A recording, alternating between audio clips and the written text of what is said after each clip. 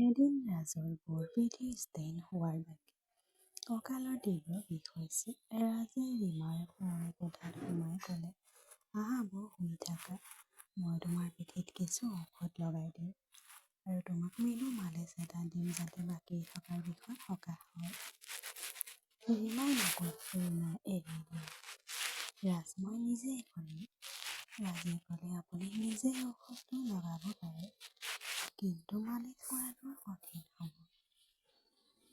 মই আপোনাক সহায় কৰিম।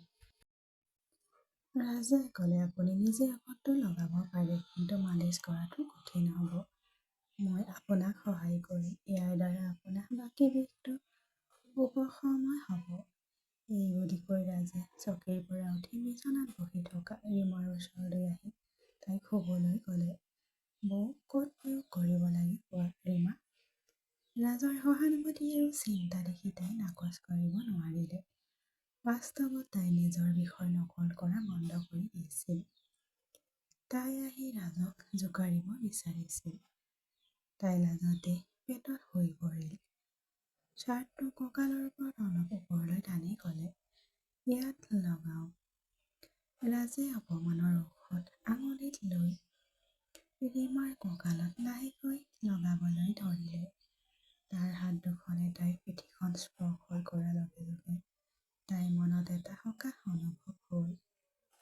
ৰাজে লাহে লাহে মালিচ কৰিবলৈ ধৰিলে। হাতৰ স্পৰ্শটোৱে ৰীমাৰ বৰ শান্তি অনুভৱ কৰিলে। যেতিয়াই ৰাজৰ আঙুলি দুটা তাইৰ কঁকালত উপনীত হ'ল, ৰীমাৰ হৃদয়খন ধপধপাই উঠিবলৈ ধৰিলে। কিন্তু তাই নিজকে নিয়ন্ত্ৰণ কৰি ৰাজক সহায়ৰ বাবে ধন্যবাদ জনালে। ৰাজে সুধিলে, বৌ, আপুনি ক'ত আটাইতকৈ বেছি কষ্ট অনুভৱ কৰিছে।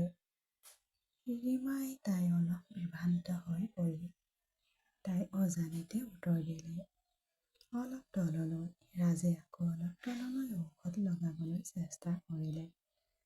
মালিচটো কেৱল আনুষ্ঠানিকতা হ'লেও ৰাজৰ হাতৰ স্পৰ্শটোৱে ৰীমাক গভীৰভাৱে শান্ত কৰিছিল। বৌ, হালোৱাৰটো অলপ নমাই দিব পাৰিলে ঔষধটো ভালকৈ লগালেহেঁতেন। ৰাজে ক'লে। ৰীমা অলপ আচৰিত হৈছিল। তথাপিও তাই চাল্লাৰখন অলপ তললৈ ঠেলি দিলে। বেল্টৰ গাঁঠিটোৱে ইয়াক গোটেই বাটটোৰ তললৈ পৰিবলৈ বাধা দিছিল যদিও অলপ পিছলি গৈছিল। ৰাজে তেতিয়া ক'লে, বৌ, তোমাৰ ছালখন ইমান স্পষ্ট, ইমান মেলা। ৰাজৰ কথাত ৰীমাৰ গাল দুখন লাজত ৰঙা পৰি গ'ল। কিন্তু তাই মুখৰ তললৈ শুই আছিল, গতিকে ৰাজে দেখা নাপালে। তাই নিশ্চিত আছিল যে ৰাজে তাইৰ যত্ন লৈছিল আৰু তাৰ কথাত সন্মানৰ আভাস এটা প্ৰতিফলিত হৈছিল। ৰাজে তাইক আৰু অলপ সময় মালিচ কৰিলে। ৰীমাই ভাল বুলি কওঁতে সি মনে মনে উঠি ওপৰলৈ উঠি গ'ল। ৰীমা আজি এক বেলেগ শান্তিৰ অনুভূতি অনুভৱ কৰিলে। বছৰ বছৰ ধৰি কোনোবাই তাইক ইমান মনোযোগেৰে দিয়া নাছিল। সহানুভূতি আৰু মৰমৰ স্পৰ্শ।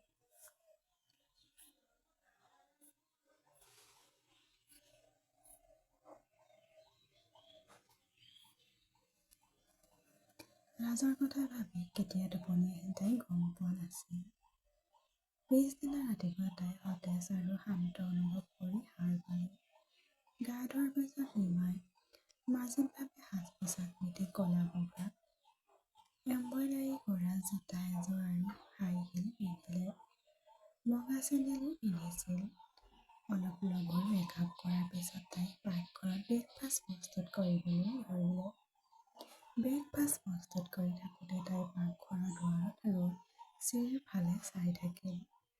ৰাজ কামত যোৱাৰ সময় হ'ল। ব্ৰেকফাষ্ট বনাই শেষ কৰি ওলাই অহাৰ লগে লগে ৰাজ চিৰিৰে নামি আহিছিল। আজি বহুত ভাল লাগিছে ন বৌ, কালিৰ মালিচৰ প্ৰভাৱ যেন লাগিল। ৰাজে হাঁহি এটা মাৰি ক'লে। তাৰ চকুৰ ৰীমাৰ ড্ৰেছ আৰু তাৰ পিছত তাইৰ পেঞ্চিল হিলৰ চেণ্ডেলৰ ওপৰত। ৰীমায়ো হাঁহি এটা মাৰি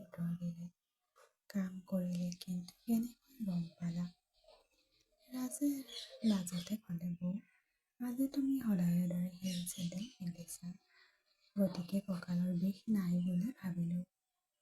ৰীমাই হাঁহি হাঁহি ক'লে, আপুনি ঠিকেই অনুমান কৰিলে। এতিয়া ডাইনিং টেবুলত বহা, মই ব্ৰেকফাষ্ট লৈ আহিম।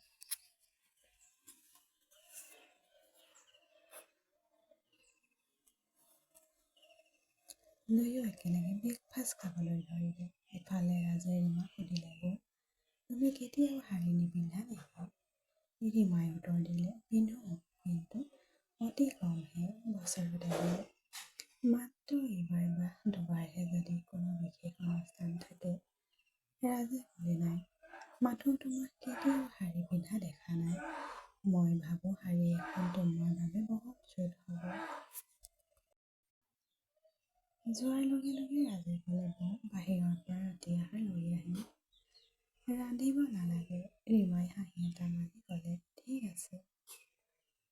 এতিয়া ৰাজে আকৌ ক'লে, আন কিবাৰ প্ৰয়োজন হ'লে মোক জনাওক, ঘূৰি আহিলে লৈ আহিম। ৰীমাই ক'লে যে তাইক আৰু একো নালাগে, আৰু ৰাজ যোৱাৰ পিছত তাই সৰু সৰু কামবোৰত গুৰুত্ব দিবলৈ ধৰিলে। তাৰ পিছত তাই ৰাজৰ কোঠাটো পৰিপাটি কৰিবলৈ ওপৰলৈ উঠি গ'ল। ইফালে ৰীমাৰ চকুত পৰিল তাৰ বিচনাৰ তলত কাপোৰ এটুকুৰা। তাই হাউলি উলিয়াই আনিলে। আচৰিত হৈ চকু দুটা ডাঙৰ হৈ গ'ল। বগা ৰেচমৰ কাপোৰ আছিল, সম্ভৱ ছোৱালী এজনী। ৰীমাই ভালদৰে পৰীক্ষা কৰি বুজিলে যে ভুলতে তাত এৰি থৈ যোৱা কাৰোবাৰ ব্যক্তিগত বস্তু হ'ব পাৰে।